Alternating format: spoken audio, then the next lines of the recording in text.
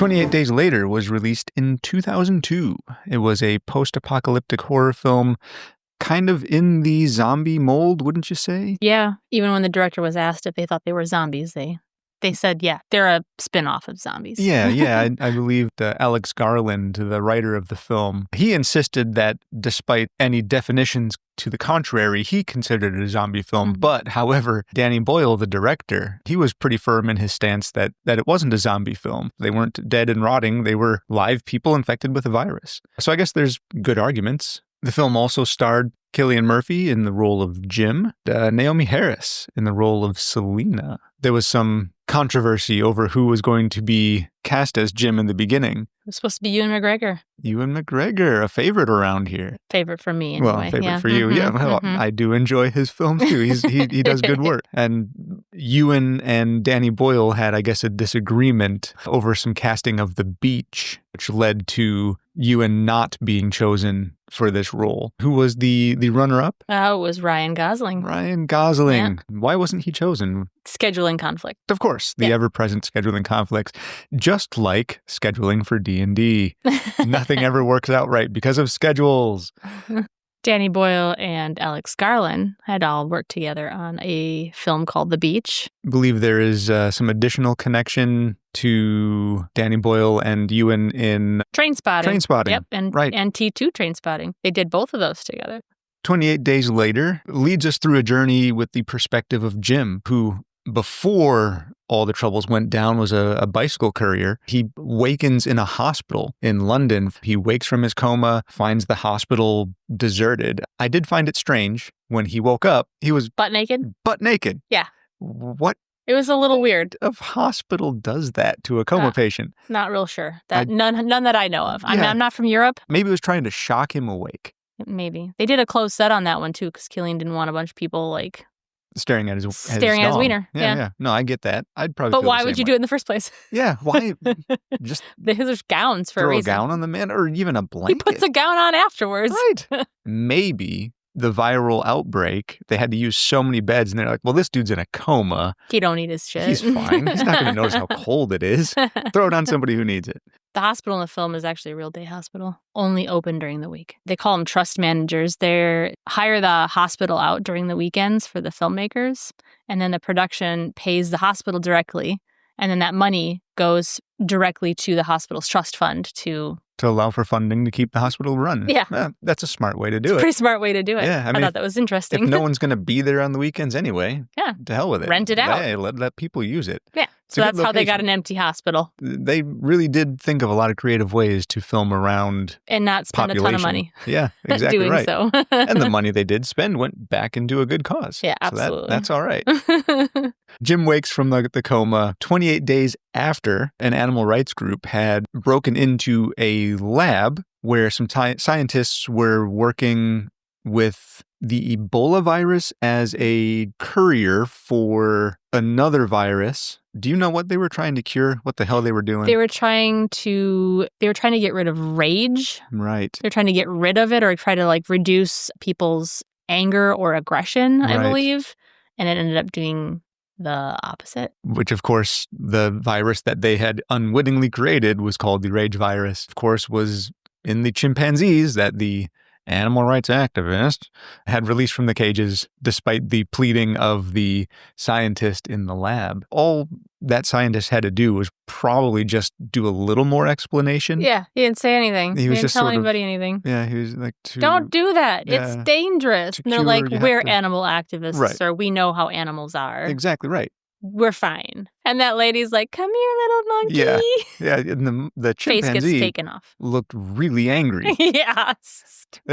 I wouldn't be calling a really angry animal over to me, but I'm not in that. Maybe in that situation, I would have just really wanted to give it a hug. Maybe. It didn't look huggable. While wandering the really very surprisingly empty streets of London, were there an apocalypse with people trying to get away? The streets would have been more littered with vehicles, but the streets were strangely empty. Maybe it was just a lot more walking in Great Britain. Maybe. I think it really just had to do with the opportunistic way they shot the film. But yeah, I suppose that does make more sense. Yes, the film was shot in a very kind of guerrilla filming fashion, right? They kinda, had this idea that a camera was discovered in the rubble and that was used to make this like a bystander kind of watching this all happen or all unfold. Obviously, that's not what happened, but they wanted to get many points of views and they had a very, very short amount of time in the morning to get these points of views. So instead of using a traditional camera they would use for other movies, they used a bunch of these little tiny cameras that were real grainy, kind of gave it a visceral look. Yeah. And they set them up all over the city and really early in the morning just so they could get any shots they could of no people. Wasn't it the first film to be shot, the first major release film to be shot fully on DV, I believe? If you watch, you can actually see people. But if you're not like paying attention to it, you would swear there's no people in that city. Yeah. You can see them, though. I was watching for them. It happens. It's hard to avoid, I'm After sure. I knew, I was watching for them. And that's kind of the help that the grainy DV cameras gave. Is they sort of possibly, maybe the people, Rage. quote unquote, in the background are the rage-infected people. Maybe. Who knows? Who knows? Might work in their favor. As Jim is kind of wandering the streets, we get a lot of shots of the abandoned London. We see a lot of missing posters. Yeah, that missing posters scene was kind of interesting because that's that Piccadilly Square scene where they had scaffolding up and instead of not shooting it, they decided to make it a missing posters board. And so they covered the scaffolding with pieces of wood and then they spent weeks, I guess, making these fake posters and plastering them all over just so they could use that Piccadilly Square as a reference for the movie. Right, so you knew where they were. Give people a connection, a location connection. Yeah, and you see him, I think, in a scene too, picking up some money on the stairs. That is reference to some of the things that they took from the real world to put into this movie.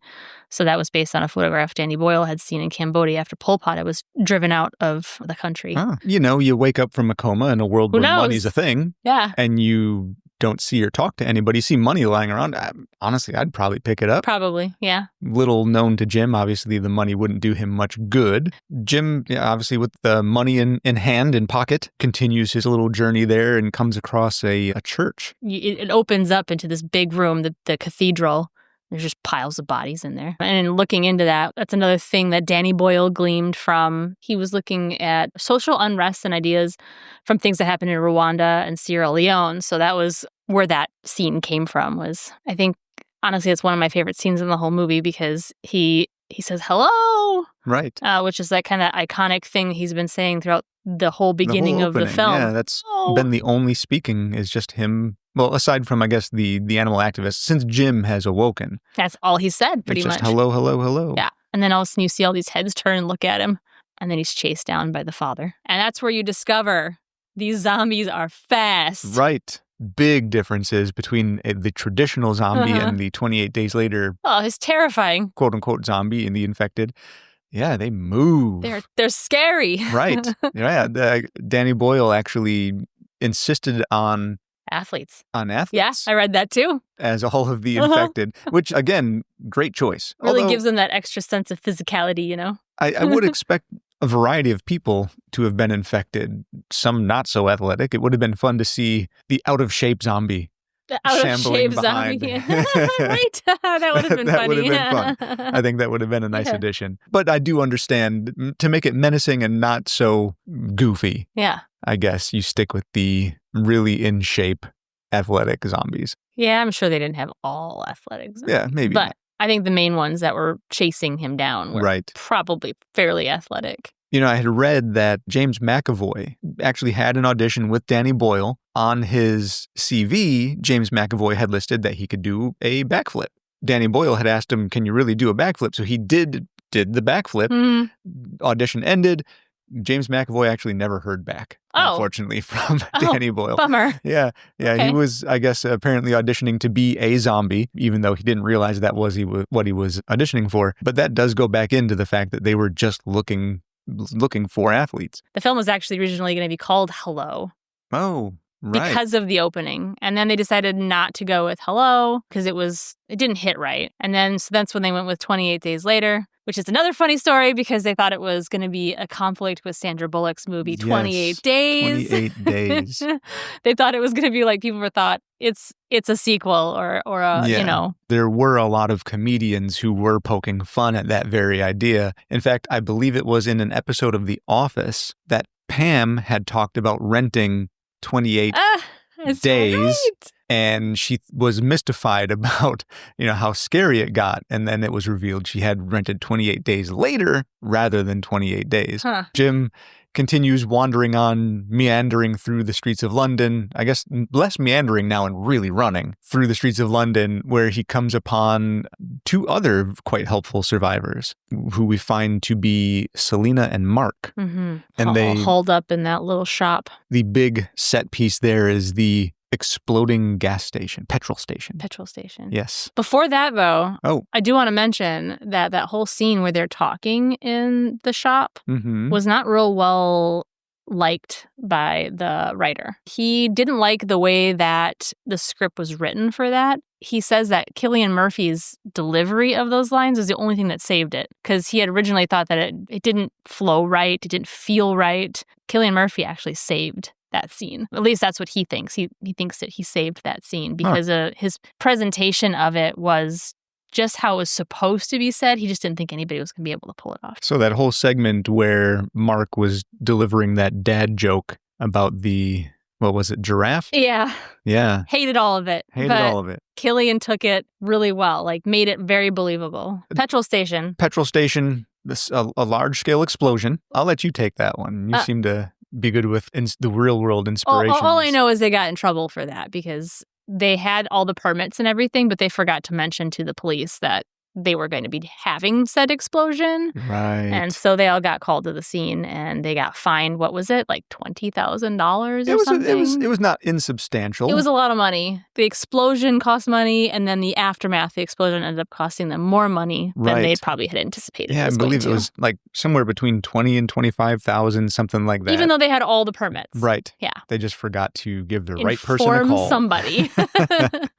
I mean, to be honest, though, if I could blow up a petrol station for a movie, I'd be willing to throw in $25,000. That'd be a lot of damn fun. I just think it's interesting because they talk about how budget conscious they were because they didn't have a ton of money to do this. And then I read that and I was like, that had to hurt. That was a major part, Their budget ended up being $8 million is what they spent on the film. They ended up making $84 million. So I would say those extra fines were worth it. Yeah, absolutely. That's a good return on investment. After the explosion, Mark and Selena teach Jim how to survive in this world. They kind of give him the rundown of what had been happening to the world while he's been more or less sleeping. They do hole up and start doling out candy and kind of a lighthearted soda. Moment. Yeah, just kind of a moment of reprieve for the Jim to catch characters, yeah, and also for the audience who had been kind of on their seats with this brand new type of zombie that they weren't used to seeing in film. I think this is also where they describe to Jim how fast the turn takes, which surprised me. But it only takes 10 to 20 seconds for the turn. And it's all blood-borne. So any orifice in your body, you're getting blood in it, you're turning in 10 to 20 seconds. There's no time to say goodbye. I mean, I think we find later that there is a small amount of time. Oh, there's a small amount, but it's not enough. It's not really enough. Much. No. It's kind of a doomed situation. Yeah, once you get it, you get it. You're not cutting a limb off like you do in The Walking Dead. Right, yeah. Or other zombie media, too. Yeah, where it's like, oh, no, I got just bit. Cut it Great. off. Let's just you're dead. Deal with it now. No, sorry, folks. You can see how scary that would be, too, in a crowded place. I think Mark talks about how he lost his whole family in that train station. Yeah. And it was just like a wave. And then you're standing on bodies, Because if you're in a crowded place, at 10 to 20 seconds, it's done. Obliterated. I mean, literally, a wave is a really apt description for that. Yeah. Because you can see it I'm sure you could probably watch as it just comes towards you. Absolutely. Terrifying. A massive crowd. I would definitely lose my mind. I don't know that I'd survive through this apocalypse because I'd probably go damn mad watching it. The film was acclaimed for reviving the zombie genre. Rotting zombie genre. Oh, you gosh. Two in a row. It's okay. I guess me and Mark have something in common there. Dad jokes. Hooray! The film also did do well enough that it got a sequel in 2007, 28 weeks later, kind of moving the timeline down the road a little bit. And it also got a graphic novel adaptation, not an adaptation, a continuation, which kind of explains some things. Yeah, it kind of goes into some more detail, although it's only sort of in continuity, because it does reveal some expanded world lore. However, it does also contradict other established lore, sort of in-world, sort of not, sort of debatable canonicity. But from that expanded media, we get a much more detailed reveal of the timeline of events. Which is actually one of the more interesting pieces for me, is like how'd this all happen, you know? Yeah, you get small bits here and there. But you don't really get a full idea of what occurred. Let's kind of break that timeline down a little bit. So obviously, day one of infection was when the Animal Freedom Front had broken into this lab and freed the really obviously angry, infected chimpanzee. That was kind of day one. That lab was in Cambridge during night one, I guess you would say. The virus spread throughout Cambridge little by little. And in the morning, the media started reporting on rioting happening in Cambridge area. Obviously, we as the audience know better, but at the time, I could see a media story referring to rioting. Just to go back a minute, how did the Animal Freedom Front, how did they know to go to said lab in the first place? Yeah. Because why were they there? It's referred to in the graphic novel called 28 Days Later, Aftermath, but it's not 100% canon. One of the scientists had a better conscience about the whole thing, contacted the Animal Freedom Front to have them come to the lab. Seems stupid. It seems dumb, but Seems stupid. You know what you're researching. Yeah. Why would you have somebody come to the lab? You're to feel bad for the animals even though they're all sick? Yeah. Okay. I think the better option would have been just to put the animals down. Yeah. Sadly, but yes. Yeah. I mean, instead, you're going to call an Animal Freedom Front, have them break into this lab and release the animals. I wouldn't say he's the smartest researcher I've ever met. I don't think it's ever established if it is canon or not, but it doesn't seem like it should be. But it is. I'm fine with it not being. It is an explanation as to how they found out about that. Yeah. From what I understand, it was a super secret lab. So, yeah, you would think it would be, despite the fact that there was not a whole F-ton of security. Yeah, and water all over the floor. Water, floor, no real security cameras. Maybe it was just so secret that the only two people who could know about it were the researchers. Yeah, maybe. Maybe that's it. Yeah, that's what we'll go with. Yeah, we'll go with that. After the very insecure lab was broken into and the chimpanzees were released, and of course the animal freedom people had been infected and the scientists had been infected, the Cambridge had chimpanzees running wild and angry people everywhere. So that brings us to the overnight where media says, hey, there's rioting in the streets of Cambridge. And then day 3, the virus begins making its way out from Cambridge, kind of directing toward Wales. We skip a few days here as far as the timeline is informed. We get to about day 8, and that's when we hear more about government heads are moved to secure locations. Scientists are tasked with finding a cure for whatever this virus is. You think the government would have already known what the virus is and how to have a better impact on it, unless it was just 2 scientists that were completely rogue, trying to cure rage in their own way. Nobody knew what the hell was going on. Maybe Donald Trump was in charge there too. Ugh. Skipping ahead a few more days, around day 14, the virus had spread through most of England and Wales, and London had finally become overcome by the virus. 14 days to go from Cambridge to London. Day 15 is when the Prime Minister began ordering mainland Britain be evacuated, and the UN issued a quarantine of mainland Britain, which is something the survivors don't realize, but obviously the British government had been aware of, working with the UN, just keeping that secrets, keeping those secrets. But they're also really good at not being able to keep their secrets for long. No, that's true. Yeah. Day 17 is when the final issue of the Evening Standard newspaper is printed and distributed, and that is the issue that we see Jim pick up while he's wandering the streets of London, the one where it talks about the infection and the evacuation and all of that. He had to be so confused. It's surreal. Boy, an odd situation to wake up to. You know, I did forget to note where electricity and water had been shut off in the city.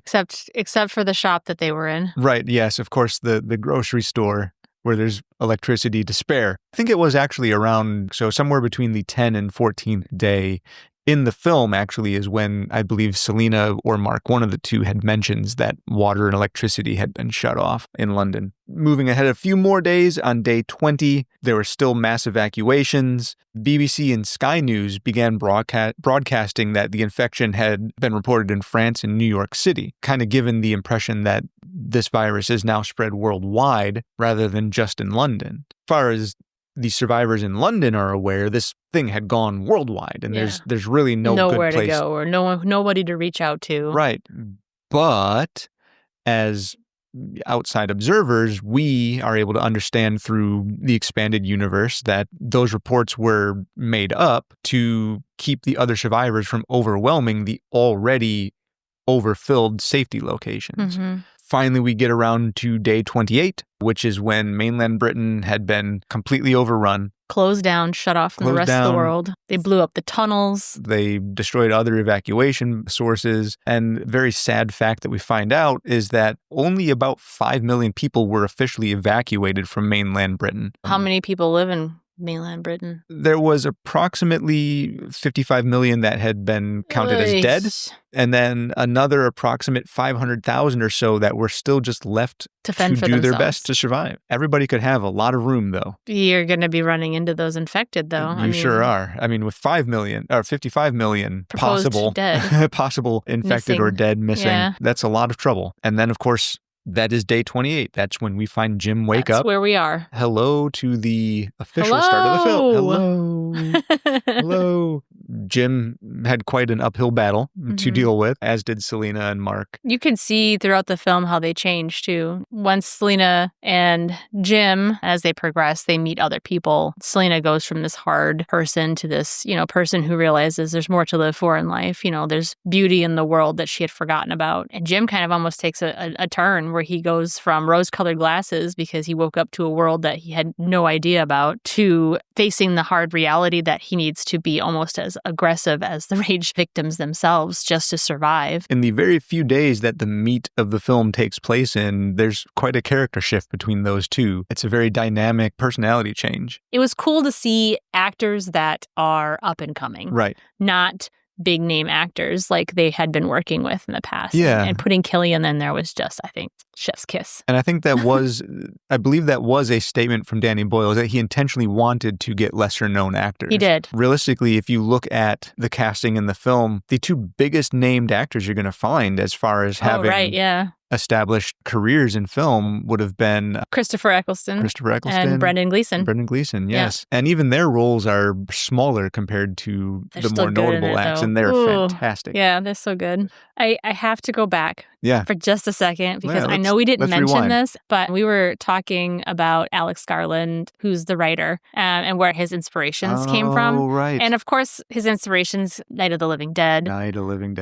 But he also had the other inspiration, too. John Wyndham's 1951 novel, The Day of the Triffids. Tell me about that, because I thought that was really interesting. Day of the Triffids. Because it has nothing to do with zombies. Yeah, it's not so much zombies.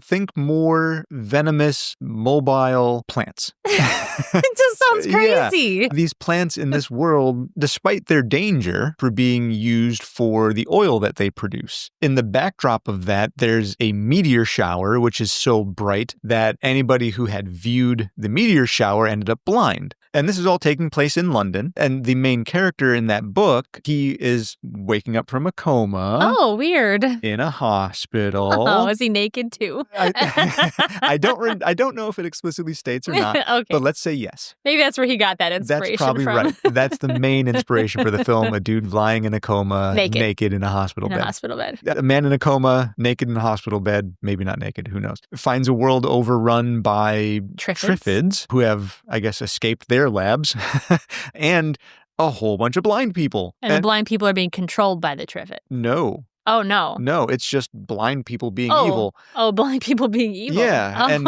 I just want to go... So they're separate things, but... Separate things. I just want to go out and say right now, blind people are not inherently evil. Okay, so let's establish that. I'm going to go out on that limb and go on the record. I think it's a good limb to go out on. I'm going to say there's a lot of really good blind people out there. If this happened, I wouldn't think blind people are the ones I'm going to be scared of. No, not so much. But in this book, the blind people are the people you want to be scared of because they have managed to enslave sighted people to now deliver them to safety because they're now wandering triffids who are venomous and deadly. So now these blind people want to get to safety. The sighted people are helping them get there. So we're, still kind of following the So it was a theme. gleam of inspiration. Right. There's a bit more yet. Okay. In the matter that the main character of that story ends up encountering a female, and they travel together and eventually encounter military. So they have a conflict with some military folk. There is sort of a coming together of ideas, and I can see how it is a good inspiration. It's wake up in London, escape London, find the military, have trouble. But then you finally insert Night of the Living Dead, Day of the Dead, and the Resident Evil video game. Now you have a story. All of these wars that they looked into. Right. And they really gleamed a lot of things from a lot of different areas. Well, yeah, you can see how they figured that the old zombie take was dated. Yeah, it needed an update. Mm-hmm.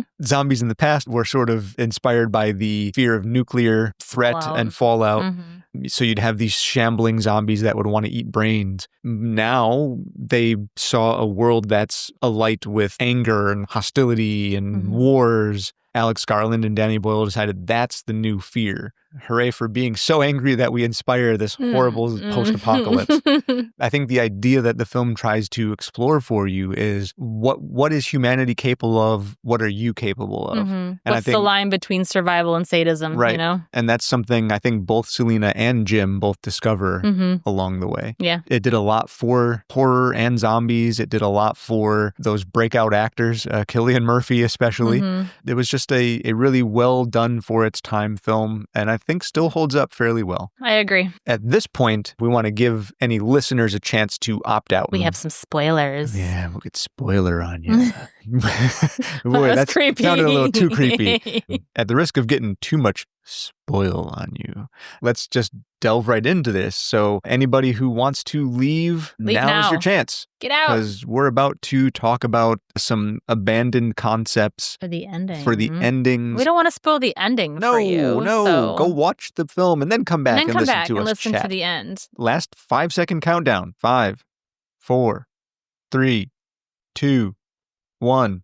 All right. If you're still here, it's too bad. Too bad, so sad, folks. Bad. So how the film ends. The released ending, the wide release ending. Theatrical ending. Saw Jim, Selena, and Hannah escape their tragic run-in with the military. Jim gets shot and flashbacks of him and he's cut, putting bandages on him. There's blood everywhere. To save Jim. Yeah, it's crazy. The poor guy. He went through hell to save them, and now they're going to try to save him. But we do find Jim waking once again in a bed, this time with clothes on. Yeah, in a quaint little cottage. With pants on. Yeah, yes. Well, that's okay. I think bandaged on his torso. You can't have a shirt on if you're bandaged on your torso. Not. He actually spends a lot of time in the film in half naked. Half naked. Go Cillian, man. Yeah, go well. Good for you, bro. Yeah. We find him waking in a cottage with no shirt on, realizing that the curtains are gone from the window just above him. He kind of walks through the cottage and finds Selena sewing some fabrics together. When Hannah bursts in and says, she mentions noticing something. So you see them kind of hurriedly pick up what Selena was sewing and rush out the door. You see them laying down fabric in this large yard around the cottage, and we see that they are spelling hello, right? Of course. Hello. From a jet's perspective, you see a jet kind of flying through the canyon-ish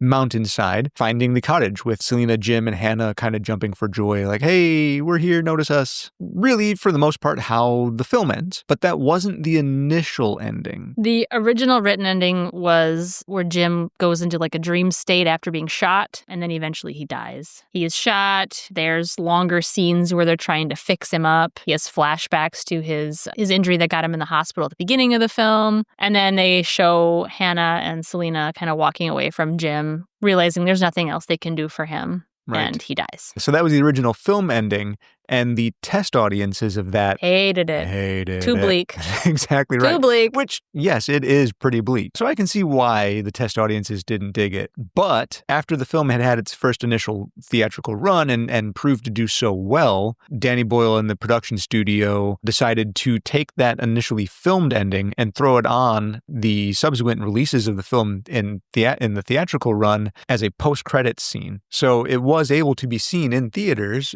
in the initial run run, it wasn't, but in the continued run, it was, giving people an insight to that. And it was also found on the Blu-ray. Mm-hmm. The initial ending as written in the script, which Danny Boyle and Alex Garland decided to abandon right quick during production, it never made it past the storyboard planning stage, though. So there are some storyboards that lay this ending out, but nothing filmed, where the second half of the whole film would have been different, in that it follows the film as we saw up to the point where they encounter the military blockade and Frank gets infected. In the film, military shows up and shoots Frank. In this initially written ending, Jim and Selena subdue Frank rather than kill him, put him in the car. So Jim, Hannah, Selena, and an infected Frank now travel via car and end up in the lab where the virus was initially created. In that lab where the virus had been started, they encounter one of the scientists who had been working on it. And the scientist there informs them, there is a possible cure. This is not ill-fated. We can save him. However, the way to save him is to do a complete 100% blood transfusion. Somebody has to give up their blood to save somebody else. Of course, magically, it's discovered that Jim is a